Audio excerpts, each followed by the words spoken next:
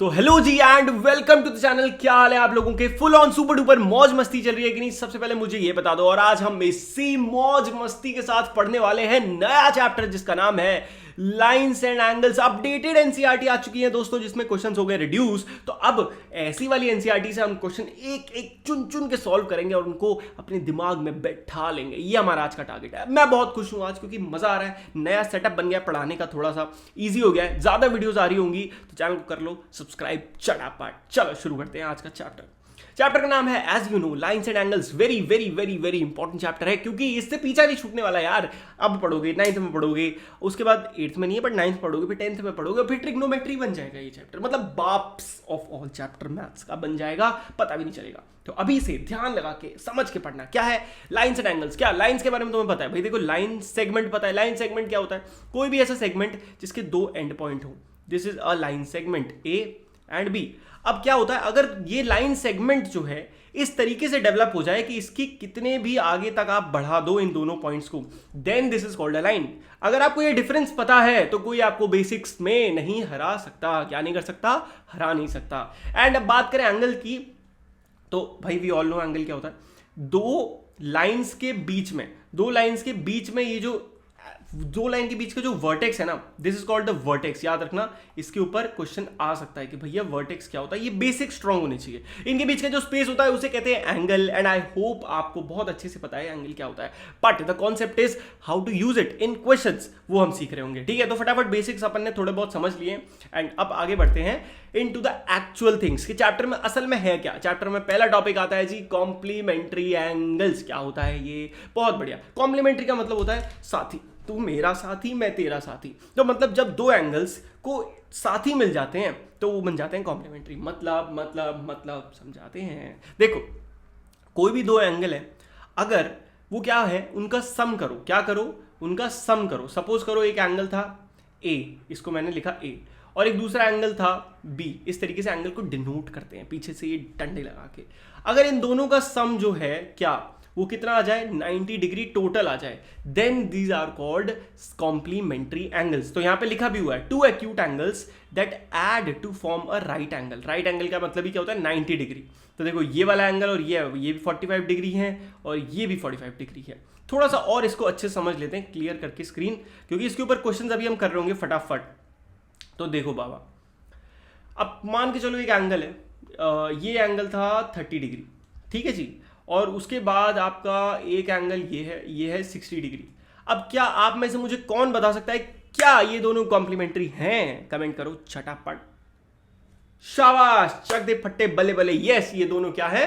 Complementary हैं। क्यों? क्योंकि जब आप इनका सम करेंगे आपको मिल जाएगा स्ट्रेट अवे 90 डिग्री। बहुत आसान, राइट? बस इतना ही था। अब इसी का बड़े भाई भी आते हैं। यहाँ पे देख लो क्या क्या एनसीईआरटी। देखो यार, मेरे को ना एनसीईआरटी बहुत अच्छी किताब लगती है क्योंकि इसमें बेसिक्स एंड अच्छे लेवल के क्वेश्चन दोनों हैं। अब आप ठीक है, अगर आप और अच्छे लेवल की किताबें करते हो, बट ऑलवेज रिमेंबर कि बिफोर दैट आप एनसीईआरटी को पक्की कर लो, सो दैट आपके जो बेसिक्स हैं वो हमेशा स्ट्रॉन्ग रहें, तो आप आगे के कितने भी एडवांस क्वेश्चंस कर पाओगे। ठीक है, तो यहां ध्यान से देखो, यहां पे हमें 30 और 60 का एग्जांपल आपको दे दिया। 35 65 ऐड करके देखो क्या आएगा। आप 65 में 35 ऐड करो, 75 85 95 और 100। तो भैया ये तो नहीं हो रहा, इसका तो टोटल क्या रहा है 100। Then this is not a complementary angle. These are not complementary angles. Clear? अब इनके बड़े भैया भी हैं। बड़े भैया हैं सप्लीमेंट्री एंगल, जहां पे दो एंगल्स का सेम कॉन्सेप्ट है, बस डिफरेंस ये है कि जब दो एंगल्स का सम जो है, किसी बच्चे ने कमेंट करा था कि भैया जब आप बाल काटते हो ना तो डिस्टर्बेंस होता है। वेरी सॉरी भाई, अब से मैं टोटल याद रखूंगा, बाल नहीं काटने हैं। जैसे भी खदा लग रहा हूं तो कोई दिक्कत नहीं, लल्लू लग रहा हूं कोई नहीं, तो तुम लोग पढ़ाई पे ध्यान दो। ठीक है, कट कर देंगे इसको। चलो, सप्लीमेंट्री एंगल्स क्या होते हैं भैया? जिनका सम होता है 180 डिग्री। अभी हमने कॉम्प्लीमेंट्री पढ़े थे, उनका सम होता था 90 डिग्री। यहां पे अगर दो एंगल्स का सम हो जाए 180 डिग्री, यानी कि एक स्ट्रेट लाइन आ जाती है। देखो, 180 डिग्री हमेशा एक स्ट्रेट लाइन एंगल बनाती है। तो जब भी दो एंगल्स का सम एक स्ट्रेट लाइन बन जाए या 180 डिग्री आ जाए 180, तो इसका मतलब वो क्या है? Supplementary angles. यहां पे देख सकते हो 60 और एक 120, 68 और 112, ये सब क्या है? सप्लीमेंट्री एंगल्स हैं। आप ऐड करके देख सकते हैं। नाउ अब आ चुके हैं इंपॉर्टेंट चीज की तरफ, जो कि है एक्सरसाइज 5.1। अब मजा आएगा ना, अब लगेगी मैथ। सवाल करेंगे जी। पहला सवाल है find the complement of each of the following. आगे आपको जो क्वेश्चंस है उसमें मैंने सॉल्यूशंस भी दे रखे हैं, अभी सॉल्यूशन समझाऊंगा ताकि वीडियो लंबी ना हो। बट स्टार्टिंग हम अपना खुद करेंगे लिख लिख के, ठीक है। तो फर्स्ट कह रहा है कि कॉम्प्लीमेंट निकालना है। कॉम्प्लीमेंट निकालने के लिए क्या करना पड़ता है जी, 90 में से माइनस करना पड़ता है। क्यों? कॉम्प्लीमेंट का मतलब हमें पता था कॉम्प्लीमेंट्री एंगल्स मतलब एक एंगल है, सपोज ये एक एंगल है ए और ये एक एंगल है बी, इनका जो सम आता था वो 90 के बराबर आता था, 90 डिग्रीज के। तो अगर मैं बोल रहा हूं कि मुझे ए का कॉम्प्लीमेंट निकालना है, मतलब मुझे ए का जो कॉम्प्लीमेंट्री एंगल है वो निकालना है। और वो कैसे निकलेगा? अगर मेरे को ए पता है, मानो ए 30 डिग्री मुझे पता है, और मुझे पता है दो सम का जो कॉम्प्लीमेंट्री एंगल्स का सम है वो 90 होता है, आई कैन क्लियरली टेल कि जो बचा हुआ एंगल है वो 60 हो गया, क्योंकि 90 में से मैंने 30 को सब्ट्रैक्ट कर दिया। So this is how you find the complement. Concept बहुत सिंपल है, बहुत ज्यादा सिंपल है, मतलब कुछ है ही नहीं इसमें क्या है दिमाग लगाना है, बट प्रैक्टिस करनी है। देखो कभी कभी क्वेश्चन में क्या होता है ना, कॉन्सेप्ट बहुत ईजी होते हैं, बट जब आप प्रैक्टिस नहीं करते हैं तो आप कॉन्सेप्ट ही भूल जाते हैं, और कॉन्सेप्ट भूल जाते हैं तो लगने लगता है कि ये तो बड़ा टफ है। सो वो चीज आपको नहीं करनी है। ओके चलो, यहां पे 20 का कॉम्प्लीमेंट निकालने के लिए 90 से उसको सब्ट्रैक्ट कर देंगे तो आपको पता चल जाएगा आंसर है 70 डिग्री। एंगल लगाना मत भूलना। यहां पे भी 90 में से 63 सब्ट्रैक्ट कर देंगे तो आपको पता चल जाएगा 70, 80, 90, तो 27 आंसर आ जाएगा। उत्तरी ये क्या हो गया? ओके एंड इसको नीचे कर लेते हैं, ठीक है। हाँ अब सही है यार, ये नीचे वाला बढ़िया लगता है ना, तुम बताना कैसा लगता है। हटाना ऐसे, देखो ऐसे भी कर सकते हैं, छुपा के ऐसे भी कर सकते हैं, तुम बताना जैसा तुमको ठीक लगे, ठीक है। मतलब मुझे तो कोई दिक्कत ही नहीं, अभी थोड़ी देर ऐसे ले लेते हैं। तो 57, अब 57 में से भी सब्ट्रैक्ट कर सकते हैं आप क्या, 90 को 57, ठीक है। तो क्या होता है 60, 70, 80, 90, तो 33 आंसर आ गया। ये प्रैक्टिस आपकी हो जाएगी साथ साथ। हो सकता है मैंने फटाफट में गलती भी कर दी हो, मोस्ट प्रॉब्लली नहीं करी होगी, बट स्टिल आप करेक्ट कर सकते हैं, ठीक है। मैं बस आपको फटाफट कॉन्सेप्ट समझाना चाहता हूँ, दैट इज माई मेन क्या मेन सब कुछ। चलो नेक्स्ट पेज, अगला है क्वेश्चन नंबर 2 जो कहता है भैया सप्लीमेंट निकाल दो। सेम है, बस आपको इस बार क्या करना है, 180 में से सब्ट्रैक्ट करना है। क्या करना है? 180 में से सब्ट्रैक्ट करना है। सब बोलेंगे क्या करना है? कॉम्प्लीमेंट्री में किससे सब्ट्रैक्ट करना है? 90 से, और सप्लीमेंट्री में 180 से। शाबाश, चक दे पट्टी, बले बले। अब आप तैयार हो चुके हैं ये कॉम्प्लीमेंट्री और सप्लीमेंट्री का चक्कर समझने के लिए, समझ चुके हैं इनफैक्ट। 180 में से सब्ट्रैक्ट करो 105, यू विल गेट 75। देखा कितना ज्यादा डायरेक्ट है। अब यार ये जो डायरेक्ट के चक्कर में है ना, इसीलिए मैं हमेशा आने वाले आंसर्स दिखाता हूं आपको, उसमें मैं आंसर्स ले लेता हूं भाई। क्यों? क्योंकि मुझे आपको सिर्फ ये नहीं सिखाना कि कॉन्सेप्ट क्या है, मुझे आपको कॉन्सेप्ट के साथ में ये भी सिखाना है कि how to write the answers to get the maximum marks. अपन को क्या करना है, एक ऑलराउंडर स्टूडेंट बनना है। सिर्फ ऐसा नहीं कि हाँ सर ने क्लास में पूछा तो आंसर दे दिया ना, आपको एग्जाम में भी फोड़ना है। कुछ बच्चे मेरे दोस्त थे ऐसे यार, मेरे क्लास में ना एक फ्रेंड था, नाम नहीं बोलूंगा, नाम उसका कुछ भी ले लो, राजू ले लो। तो राजू भाई की बात क्या थी ना, कि वो दिमाग उसका बहुत तेज था, बुद्धि बहुत तेज थी लड़के की, बट प्रेजेंटेशन बहुत ही गोबर थी, तो राइटिंग बहुत गोबर थी।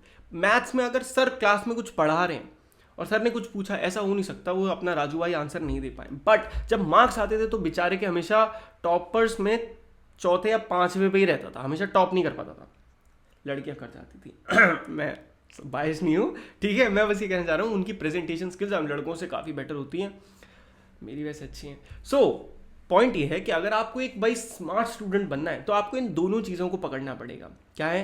पहला, आपका कॉन्सेप्ट स्ट्रांग हो, बुद्धि तेज करोगे। दूसरा, वो हमारा काम है। दूसरा, आपको प्रेजेंटेशन आनी चाहिए, अपनी राइटिंग पे काम करो, अपनी नीटनेस पे, कचड़ा मत बनाओ आंसर शीट को, ठीक है। तो ये सारी थोड़ी बीच में टिप्स एंड ट्रिक्स भी चलती रहती हैं, अगर आपको चाहिए तो बताया करो और अच्छे से बनाएंगे। चलो 180 में से सब्ट्रैक्ट कर दिया था 105 को, वी गॉट 75। यहाँ पे 87 को आप सब्ट्रैक्ट कर सकते हैं, आप करेंगे और कमेंट में जवाब देंगे। 180 में से आप किसको सब्ट्रैक्ट करेंगे? 154 को सब्ट्रैक्ट करेंगे एंड देन मेरे को कमेंट में आंसर देंगे, बिकॉज इसमें अब कुछ भी दिमाग नहीं लगाना, बेसिक कैलकुलेशन करनी है, that I hope you can do. Okay, now let's move on to question number 3 जो कि कहता है आइडेंटिफाई करिए the following pair of angles are complementary और सप्लीमेंट्री। इनमें से कौन कौन से पेयर कॉम्प्लीमेंट्री हैं या कौन से सप्लीमेंट्री हैं? अब आप खुद ही ये क्वेश्चन का आंसर बहुत जल्दी दे सकते हैं, बट स्टिल हमारे पास सोल्यूशन है, तो हम डिजिटल टेक्नोलॉजी का फायदा उठाएंगे और आपके साथ में शायद इधर जो आंसर आ रहे हैं इनको फटाफट सॉल्व कर डालेंगे। देखो 65 और 115 दोनों को ऐड करा, आ गया 180, मतलब ये क्या बन गया? क्या बना? सप्लीमेंट्री। स्मार्ट तो है भाई तू, जो भी कहो यार, मतलब अंडर एस्टिमेट नहीं करना चाहिए तुझे। हाँ चल बढ़िया।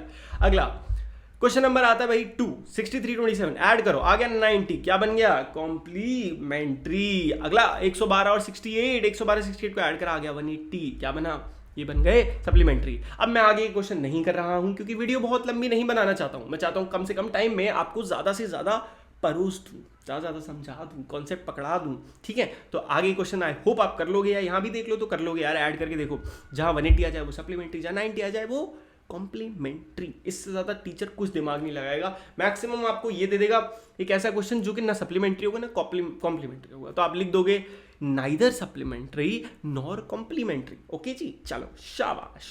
अरे यार ये हटाओ उसको। ओके, अगला प्रश्न आपकी computer screen I mean phone screen पे ये रहा, for 0 rupees in the given figure angle 1 and angle 2 are supplementary angles. भाई आपके सामने एक फिगर है, आ रही है ये रही। तो इस फिगर में जो क्या कह रहे हैं, दो सप्लीमेंट्री एंगल्स हैं 1 और 2, और क्लियरली दिख रहा है स्ट्रेट लाइन बन रही है, देखो स्ट्रेट लाइन बन रही है। अरे यार तुम्हारे भाई की स्ट्रेट लाइन नहीं बन पाई, ठीक है। तो ये जो स्ट्रेट लाइन है इससे पता चल जाता है कि सप्लीमेंट्री है। नाउ क्वेश्चन इज, अगर angle 1 is decreased what changes should take place in angle 2 so that both the angles remain supplementary. प्रश्न को समझने का प्रयास करते हैं, आइए मिलकर।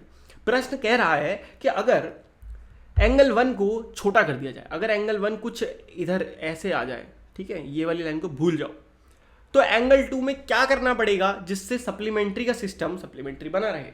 तो कॉमन सेंस अब आप आराम से बता सकते हैं कि अगर मेरा एंगल 1 जो है उसको मैं कम कर रहा हूं, अगर मुझे 180 का 180 सम बनाए रखना है तो क्लियरली मुझे एंगल 2 को बढ़ाना पड़ेगा। एग्जांपल से समझ लेते हैं, कुछ को समझ में आया कुछ को नहीं आया। देखो सपोज करते हैं मेरा एंगल 1 अभी के लिए था, कितना था 120 डिग्री। अरे मैंने अपने मत्थे पे लिख दिया क्या, सॉरी, बता दिया करो यार। अच्छा मतलब ठीक है, नहीं बता सकते, ओके ओके याद रखूंगा। चलो तो 120 डिग्री ले लेते हैं हम एंगल 1 को, एंड 60 डिग्री ले लेते हैं हम एंगल 2 को।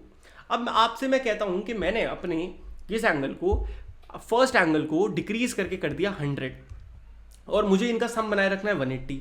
तो ये 100 है और ये 60 है, सम करो आंसर आएगा 160। तो ऐसे तो नहीं चलेगा, तो आपको अपने सेकेंड एंगल को क्या करना पड़ेगा, बढ़ाना पड़ेगा, 20 करना पड़ेगा। You will get your answer 180, oh sorry 20 बढ़ाना पड़ेगा, 180 हो जाएगा। तो इस तरीके से अब आप आंसर पढ़ सकते हो किस तरीके से आपको प्रेजेंट करना है, कैसे एंगल 1 एंगल 2 का सम 180 होना चाहिए, गिवन है। अगर एंगल 1 को डिक्रीज करा जाता है बाय सम डिग्रीज, तो एंगल 2 को इंक्रीज करना पड़ेगा ताकि सेम डिग्रीज मेंटेन रहे और हमारा टोटल जो सम है वो आए 180 डिग्री। ओके चलो वेरी गुड। नेक्स्ट सवाल आपकी कंप्यूटर स्क्रीन पे ये रहा चचा। अरे can two angles be supplementary if both of them are acute obtuse right, since acute angle less than 90 degree. यहाँ पे उत्तर पत्रिका नहीं है आप लोगों के सामने, घबराइएगा मत, आपके बड़े भैया आदि भैया यहाँ पे है, तो टेंशन नहीं लेने का, आंसर हम भी दे सकते हैं आपको, ठीक है। क्या क्वेश्चन कह रहा है कि क्या जो दो एंगल्स हैं सप्लीमेंट्री हो सकते हैं अगर दोनों एक्यूट हों। दोनों एक्यूट, सबसे पहले एक्यूट का मतलब जिसको नहीं पता वो समझ लो, this is not cute, not cute, this is acute. And what is acute, acute मतलब लेस देन 90 डिग्री। तो भैया जब भी कोई एंगल 90 डिग्री से छोटा होता है उसे कहा जाता है एक्यूट एंगल। कह रहे हैं कि दो अगर एंगल है आपके पास, दोनों 90 से छोटे हैं, मतलब एक 80 मान लो और दूसरा 60 मान लो, ठीक है, क्या उन दोनों का सम कभी भी सप्लीमेंट्री हो सकता है? सोच के देखो, इट इज नॉट पॉसिबल। क्यों? क्योंकि 90 आप बात कर रहे हो एक्यूट एंगल की, ठीक है। एक्यूट एंगल जो है वो कितना, मैक्सिमम कितना आपका जाएगा 89, 90 से छोटा होना चाहिए 89। अब 9 2 180 होता है, पर अगर आप 89 को ऐड करोगे तो वो 178 आता है, विच is clearly not supplementary. Clear? चलो अगर ऑब्ट्यूज हैं दोनों, यानी कि अब ऑब्ट्यूज एंगल क्या होता है ये भी समझना पड़ेगा। हाँ, आपको मैं इसके साथ साथ एक चीज़ और बहुत इंपॉर्टेंट चीज़ समझा देता हूँ जो कि अभी बहुत ज़रूरी है। देखो ये फ़ायदा होता है सवाल करने का, सवाल में कॉन्सेप्ट आ जाते हैं सारे, अलग अलग प्रकार के एंगल होते हैं, बच्चों समझो। तो भाई एक इंपॉर्टेंट चीज़ क्या है कि टाइप्स ऑफ एंगल्स, इसके ऊपर भी क्वेश्चन डायरेक्ट नहीं बनेगा बट कॉन्सेप्चुअली पता होना चाहिए, तो समझ लेते हैं। देखो सबसे पहले आता है भैया आपका एक्यूट एंगल, उसके लिए पेन लेना पड़ेगा, ओके ले लिया। तो एक्यूट एंगल क्या होता है, स्पेलिंग ही गलत हो गई, ACUTE एक्यूट एंगल। ये क्या होता है, ये 0 से 90 डिग्री के बीच में रहता है। उसके बाद कौन सा आता है, ये था हमारा नंबर 1, ऊपर लिखता हूँ ताकि नीचे फिर आप कहोगे भैया कट गया आपके सिर से। सेकेंड नंबर पे आता है आपका right angle. What is a right angle? Right angle is 90 degree exact angle, इससे ज्यादा नहीं, इससे कम नहीं। थर्ड आता है ऑब्ट्यूज एंगल। ऑब्ट्यूज क्या होता है? जब आपका 90 से 180 डिग्री के बीच में एंगल रहता है। अगर आप इसको इस तरीके से एंगल लाइन पे समझो, वो भी समझा दूंगा। और उसके बाद आता है आपका स्ट्रेट एंगल जो कि 180 डिग्री होता है। फिर आता है reflex angle, this is very important, जो कि कहां से कहां तक चलता है आपका 180 से आपका 270 डिग्री तक। है जी भैया, ये कहां तक हुआ?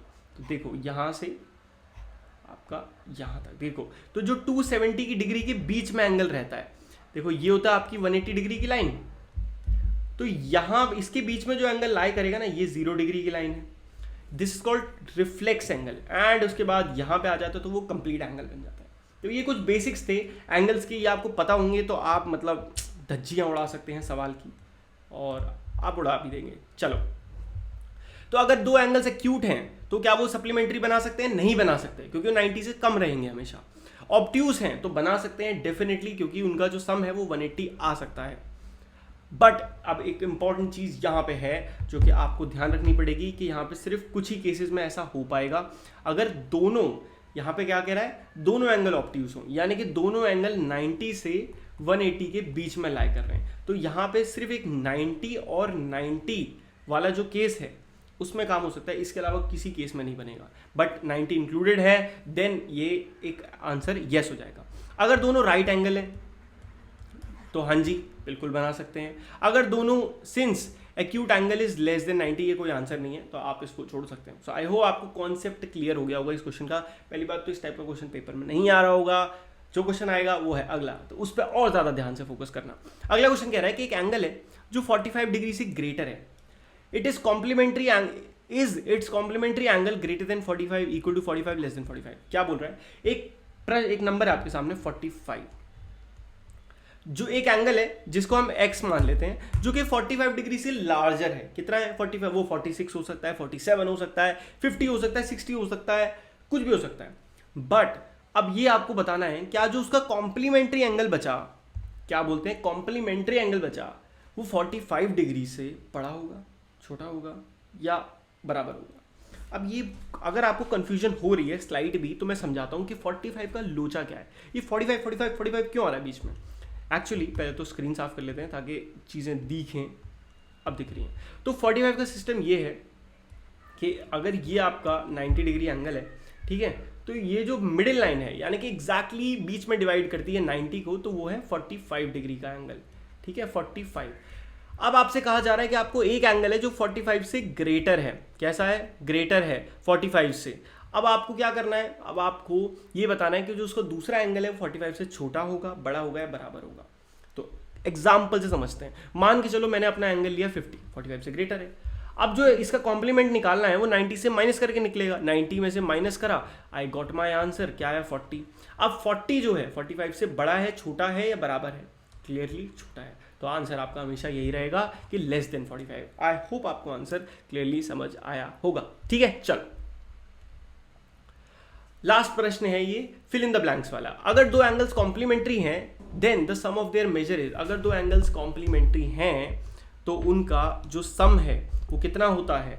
उनका सम 90 डिग्रीज होता है। अगर दो एंगल कॉम्प्लीमेंट्री है तो 90 होता है, सप्लीमेंट्री है तो कितना होता है? 180 होता है। Very good. और एडजेसेंट हैं, if two adjacent angles are supplementary they form. अब एडजेसेंट एंगल्स का कॉन्सेप्ट समझ लो। एडजेसेंट एंगल क्या होते हैं? भाई भाई एंगल, यानी कि जिनके पास एक कॉमन वर्टेक्स है। जैसे अगर ये दो एंगल्स हैं, इनके पास ये कॉमन लाइन है, इधर भी एक एंगल बन रहा है, इधर भी बन रहा है, तो ये एडजेसेंट, भाई भाई, पड़ोसी, तू मेरा पड़ोसी, मैं तेरा पड़ोसी हो गए।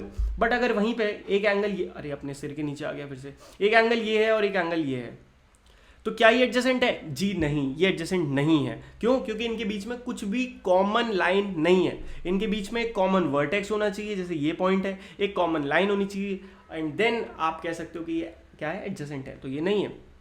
अभी कह रहा है कि दो एडजेसेंट एंगल्स हैं, साथ ही वो सप्लीमेंट्री भी हैं, तो वो क्या बनाएंगे? वो एक स्ट्रेट लाइन बना देंगे। खच खच, समझ में आया? वेरी गुड, शाबाश, चक दे पटे। अब आपको ऑल्टरनेट का एंगल सिस्टम समझ में किस सिस्टम समझ में आया? हमने समझा अड़ोसी पड़ोसी एंगल्स का, जिसे कहते हैं एडजेसेंट एंगल्स, और यही समझना था। एक बार आपको ये क्लियर हो जाता है तो इससे ज़्यादा क्वेश्चन कुछ नहीं पूछ रहा होगा। अब आपको समझाते हैं कि भैया ऑपोजिट एंगल्स क्या होता है। ये देखो, ये क्या है, ये दो पेयर ऑफ स्ट्रेट लाइन्स हैं। अब जहाँ पे ये कट कर रही है लाइन, इसे कहते हैं कॉमन वर्टेक्स। इसके ऑपोजिट ऑपोजिट जो एंगल्स हैं वो हमेशा इक्वल होते हैं। This is the concept that you have to understand. क्या वर्टिकली ऑपोजिट एंगल्स जो होते हैं वो हमेशा इक्वल होते हैं। और क्यों होते हैं इसको अभी आप छोड़ो, वैसे फिर भी मैं एक हल्का सा जिस्ट दे देता हूँ क्यों होते हैं। ध्यान से देखो, हमेशा जब भी आप वर्टिकली ऑपोजिट एंगल बनाओगे तो इस स्ट्रेट लाइन पे ये वाला एंगल क्या है, ये पूरा एंगल 180 बनेगा, ये पूरा एंगल भी 180 बनेगा। तो इस कॉन्सेप्ट को हम यूज करते हैं to get the equal angles, and हमें पता चल जाता है कि जो ऑपोजिट एंगल्स हैं, ये ए है, ये बी है, तो ए इक्वल टू बी क्योंकि ये ऑपोजिट है। ये सी है, ये डी है, तो सी इक्वल टू डी क्योंकि ये ऑपोजिट एंगल्स हैं। क्लियर? चलो एंड ये वाला क्वेश्चन भी फटाफट कर लेते हैं। क्वेश्चन कह रहा है कि जॉइनिंग फिगर में आपको नाम बताना है जो जो क्वेश्चन पूछा है, जैसे कि ऑब्ट्यूस वर्टिकली ऑपोजिट एंगल। मैंने आपको ऑब्ट्यूस का मतलब बताया था, जो 120 से ऊपर होते हैं और 180 से नीचे रह जाते हैं, ठीक है, 180 तक जाते हैं तो वो ऑब्ट्यूस एंगल हो जाते हैं। अब आपसे 90 से ऊपर, 180 से नीचे, क्लियर? याद है? शाबाश। वर्टिकली ऑपोजिट भी होने चाहिए, ऑब्ट्यूस होने चाहिए, यानी कि बड़े होने चाहिए, 180 के आसपास होने चाहिए, एंड ऑपोजिट होनी चाहिए। तो ध्यान से इधर देखना, कैसे देख पाओगे आप। सबसे पहले तो ये आपकी स्ट्रेट लाइन है ना, इससे कंसिडर करो कि पहला ऑब्ट्यूस एंगल ई पे आपको जो एंगल मिल रहा है ये क्या है, ये स्ट्रेट एंगल, ये 90 डिग्री एंगल है, तो ये तो हमारा वैसे ही बाहर हो गया। ए के साथ चेक करो, क्या ए दिख रहा है कि हाँ यार ये कुछ ऑब्ट्यूस एंगल वाली रेंज लग रही है, ये 90 से ज़्यादा है, 180 से कम है, एग्जैक्टली। तो ये हो गया आपका पहला एंगल। अब इसका ऑपोजिट एंगल ढूंढो, तो ये आपकी कॉमन लाइन है और ये दूसरी कॉमन लाइन है, तो ये हो गया इसका ऑपोजिट एंगल। तो पहले का आंसर क्या हो गया, A O D and B O C. Clear? शाबाश। अब पूरा ये क्लियर कर देते हैं क्योंकि आपको आंसर क्लियर हो गया है। Next, adjacent complementary angle. तो दो कॉम्प्लीमेंट्री एंगल बताने हैं जो एडजेसेंट भी होने चाहिए, मतलब दो भाई भाई एंगल ऐसे बताओ जिनका उत्तर जो आए वो क्या आ जाए, जिनका सम जो आए वो क्या आ जाए, 90 डिग्रीज आ जाए। तो देखते हैं ऐसे कौन से एंगल्स हैं जिनका जो सम है वो 90 डिग्री आ जाए। तो इसका बहुत ईजी आंसर है, आप ध्यान से ये वाला एंगल पकड़ो, बी ओ ई। बी ओ ई में ए ओ जो है वो कॉमन है, तो ये और ये दो एंगल जो हो गया, एक तो हो गया बी ओ ए, है ना, और दूसरा कौन सा हो गया, दूसरा हो गया ए ओ ई। बस ये दोनों एडजेसेंट है, इन दोनों का सम 90 आएगा। क्लियर? Very good. अब मैं चाहता हूं कि आगे के 3 क्वेश्चन आप खुद करें एंड कमेंट में मेरे को रिप्लाई करें, क्योंकि हम कॉन्सेप्ट पढ़ चुके हैं और वीडियो को बहुत ज़्यादा लंबा नहीं करना चाहिए, राइट? आपका भी कल परसों तरसों नरसों एग्जाम होगा पक्का, तभी तो मुझे पता है यार, मैं जानता हूँ तुमको, कैसे हो तुम, बहुत शैतान हो, ठीक है?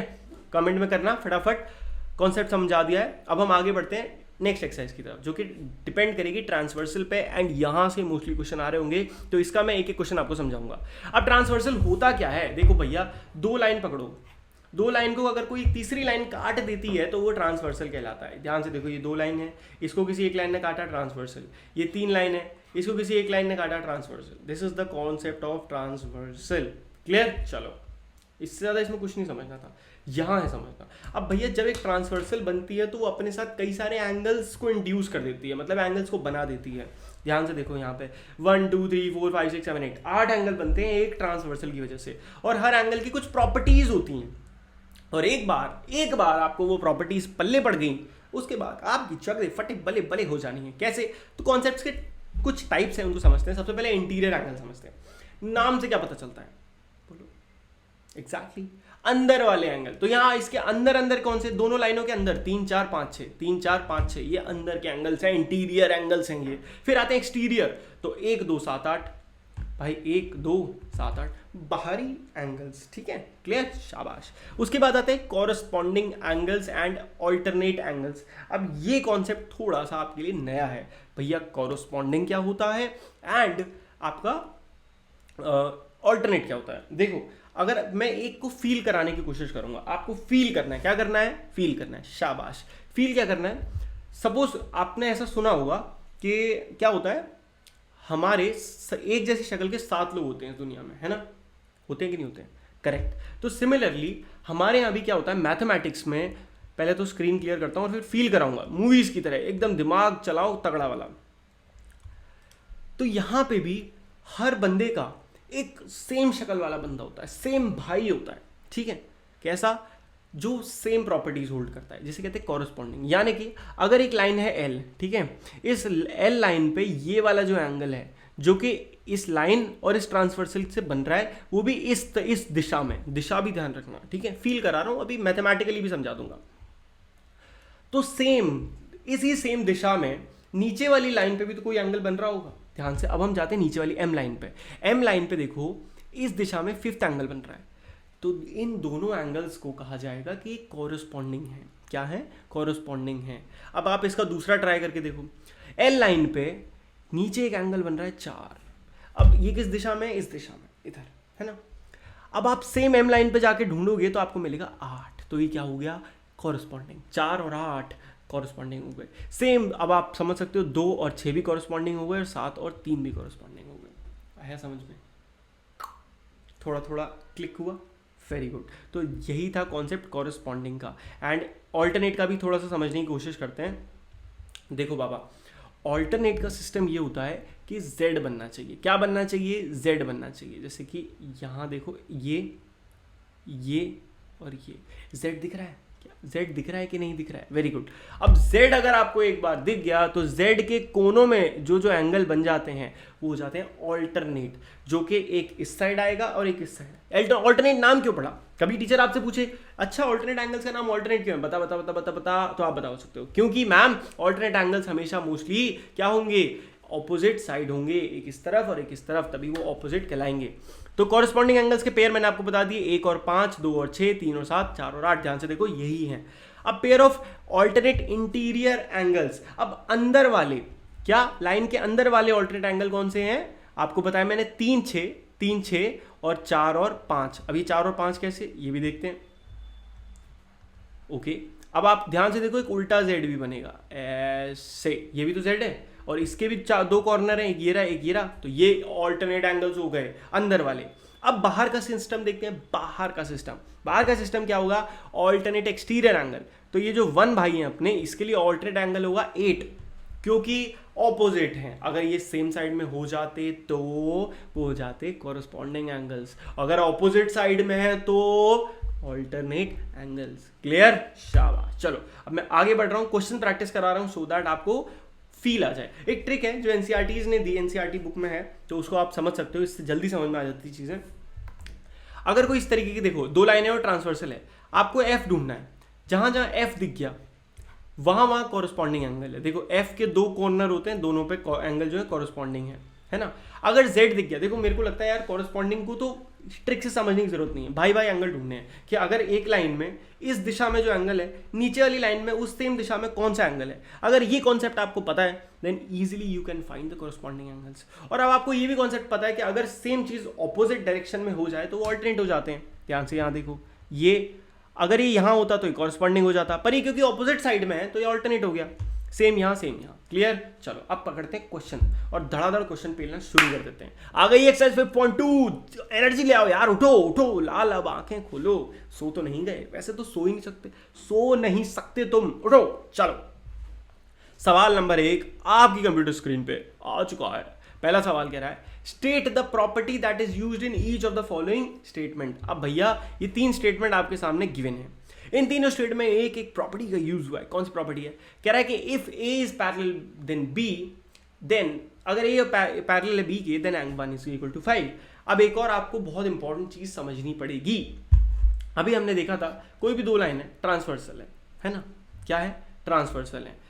अगर कॉरस्पॉन्डिंग एंगल्स याद है आपको, अगर कॉरस्पॉन्डिंग एंगल्स क्या हो जाते हैं? इक्वल हो जाते हैं। If corresponding angles are equal, copy में लिख लो, फटाफट कॉपी ले आओ पॉज करके।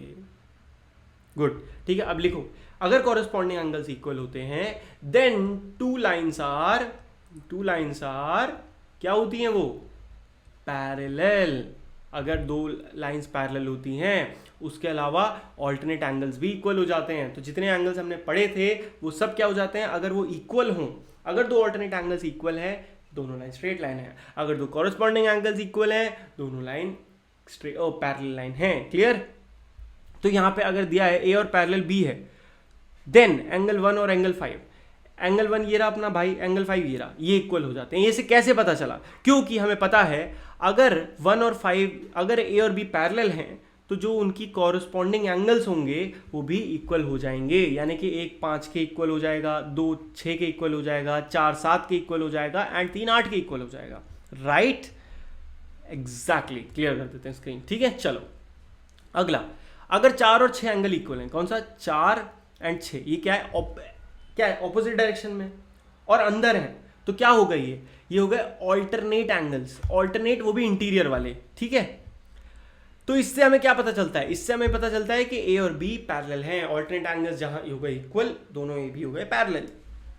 तीसरा, अगर 4 और 5 का सम 180 डिग्री है, 4 और 5 का सम 180 डिग्री है, तो क्या ये दोनों लाइन जो हैं वो क्या हो जाएंगी? ये दोनों लाइन हो जाएंगी पैरेलल। और ये कैसे पता चलता है? यहां हमेशा ध्यान रखना, जो इंटीरियर एक ही साइड पे एंगल है, अगर उनका सम 180 डिग्री आ जाता है, क्या आ जाता है? 180 डिग्री, देन ए और बी वो लाइंस पैरेलल हो जाती हैं। इस चीज को और अच्छे से समझ लेते हैं। सपोज करो ये 2 लाइन थी, ठीक है, सपोज करो ये 2 लाइन है, ठीक है। अब ये 2 लाइन जो है, इनके किसी भी अंदर 2 एंगल पकड़ो, या तो ये दोनों या ये दोनों भाई भाई, अगर इनका सम आपने करा और वो 180 डिग्री आ गया, मतलब दोनों लाइन पैरेलल हैं, और अगर नहीं आया तो मतलब दोनों लाइंस पैरेलल नहीं है। सिंपल सा कॉन्सेप्ट, राइट? इस एक क्वेश्चन से हमने कितना कुछ सीखा, और टीचर इससे ज्यादा बाहर कुछ भी नहीं बना सकता, ट्रस्ट मी। आया समझ में? Very good. चलो next question. In the adjoining figure identify, आपको पता लगाना है कॉरस्पॉन्डिंग एंगल्स कौन कौन से हैं। पहला बहुत सिंपल है, 4 का 8 है, 1 का 5 है, 3 का 7 है, 2 का 6 है। अब देखो कैसे लिखना है। Pair of corresponding angles are 1 and 5, 2 and 6, 4 and 8, 3 and 7। Exactly जो मैंने बोले वो ऐसे लिखने हैं। ऑल्टरनेट इंटीरियर एंगल्स बताने हैं, तो सबसे पहले तो स्क्रीन क्लियर कर दें ताकि आपको दिख पाए। ऑल्टरनेट इंटीरियर एंगल्स कौन से होंगे? 3 और 5 है ना ऑपोजिट, और 2 और 8, तो 3 और 5, 2 और 8, एग्जैक्टली यही लिखा हुआ है। The pair of interior angles on the same side of the transversal. अब भैया पेयर ऑफ इंटीरियर एंगल एक ट्रांसवर्सल है, ये उसकी सेम साइड पे इंटीरियर एंगल कौन कौन से हैं? 3 और 8 है, ध्यान से देखो, 2 3 8 5, 2 3 8 5, ये सब इंटीरियर एंगल्स हैं, राइट? चलो वेरी गुड। 2 and 5, 3 and 8, ऐसे भी पेयर में बताना है, हमेशा याद रखना। नेक्स्ट क्वेश्चन है, the vertically opposite angles are, vertically opposite angles यहाँ पे कौन कौन से हैं? 3 और 1 है ना, 4 और 2 है, 8 और 6 है, 7 और 5 है। इस तरीके से आप आंसर लिखना तो पता है ना, कॉन्सेप्ट समझाना मेरा काम है। Very good. अगला सवाल आपसे बहुत इजीली ये पूछ रहा है कि एक एडजॉइनिंग, ये जो फिगर आपको यहाँ पे दिख रहा है, फाइंड द अननोन एंगल्स। इनमें से अननोन एंगल्स आपको फाइंड करने हैं, जो कि कौन से? E F A C D B. सिर्फ एक एंगल गिवन है, और कैसे करोगे? बहुत इंपॉर्टेंट क्वेश्चन है, ध्यान से इसको समझ लेना। सिर्फ एक एंगल की मदद से आप सारे के सारे एंगल्स पता लगा सकते हो, एंड लेट्स डू इट। अभी आपके सामने पेन ले लिया ना। सबसे पहले हमें एंगल ये वाला गिवन है, ये वाला, ठीक है। तो हमको पता है कुछ चीज़ की ये दोनों लाइन पैरेलल है, दिख रही हैं। अगर ये दोनों लिख गिवन भी है, हमेशा देखने में मत जाना, गिवन में जाना। गिवन है, राइट? तो क्योंकि ये दोनों पैरेलल हैं, हमें पता है कॉरस्पॉन्डिंग एंगल्स तो इक्वल होंगे, पक्का होंगे। तो ये 125 है, तो ये जो डी भाई हैं अपने, ये भी 125 होंगे। हो जाएंगे कि नहीं हो जाएंगे? ये देखो यहाँ पे लिखी हुई है ये लाइन, एक एक करके सारी लाइंस क्लियर हो जाएंगी। अब डी अगर 125 है, तो इसका ऑपोजिट एंगल है बी, तो ये भी 125 होगा। ये देखो वर्टिकली ऑपोजिट एंगल लिख के कर दिया, हो गया। अब ध्यान से देखो, अब ये 125 है और ये स्ट्रेट लाइन है। अरे यार गलत बन गई थोड़ी सी, ओके। ये है आपकी स्ट्रेट लाइन, ज़्यादा मोटी हो रही है बट दिख रही है ना पी। ये जो पी स्ट्रेट लाइन है, अगर इसको मैं ऐसे लिटा लूँ पी को, ये पी है, ठीक है। और मुझे पता है कि ये जो एंगल था बड़ा वाला, ये 125 गिवन है, तो मुझे पता है कि मैं सप्लीमेंट्री एंगल्स की प्रॉपर्टी लगा के ये वाला एंगल जो भी है ई, इसको आराम से फाइंड कर सकता हूँ सिर्फ 180 से सब्ट्रैक्ट करके। तो जैसे ही मैंने 180 से सब्ट्रैक्ट करा, आई गॉट माई आंसर, क्या? 55। तो मुझे पता चल गया कि ये जो अपना आंसर है 55 है। यहाँ पे हमने ई निकाला। This is called linear pair. और लीनियर पेयर क्या होता है? सिंपल है, कंफ्यूज, नाम में मत जाओ, नाम से कंफ्यूज मत हो। जब भी कोई दो पेयर 180 डिग्री बना देते हैं, वो कहलाते हैं लीनियर पेयर।